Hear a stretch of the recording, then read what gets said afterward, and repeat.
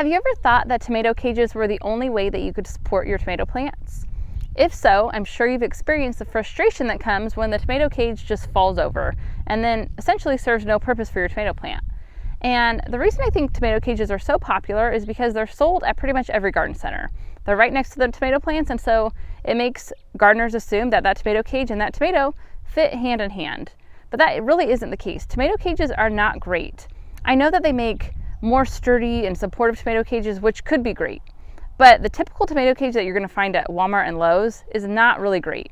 They're flimsy and the tomatoes quickly outgrow them. And so before you know it, the tomato is larger than the cage and the cage either falls right over or the tomato plant is just growing over the top so crazy that it's really not serving any purpose. And so instead of using tomato cages, I'm going to share two really simple ways that you can stake your tomatoes, and you can do it in raised beds or out in the ground. And so no matter how your garden is set up, these two methods are guaranteed to work. The very first method for staking your tomatoes is with a trellis system. In my garden right here, I have T-posts with wire, and then as the tomato plants grow upwards, I can just tie the branches to the wire and it works out really great. This is really great if you have a large area, but it can also work in a smaller area. And then if you have a raised bed, I think a really great method is the single stake method. And that just means you have one single stake and you keep one single stem growing off your tomato plant, and as the tomato grows upward, then you would just tie the main stem to that single stake.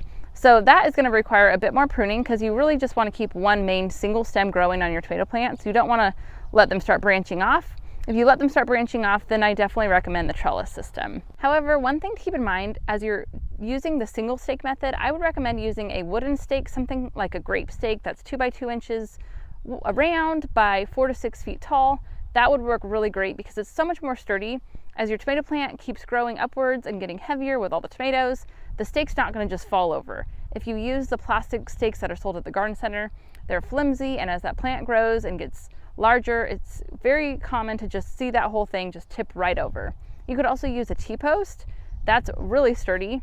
Whether you're using a wooden stake or T-post, you're going to have much better success because you don't have to worry about the tomato plant just topping over as it gets bigger. And now that you have two great staking methods for your tomato plants, the next thing that you need to do is tie up your plants. They really go hand in hand because without tying up your plants, the stake is pointless because you have nothing to tie your plant to. And without tying up your plants, the stake is pointless because the plant is going to just fall over.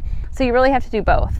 And if you head to this video right here, I go over the exact process of tying up your tomato plants and the best twine to use. So be sure to head to that video next, and I'll see you there.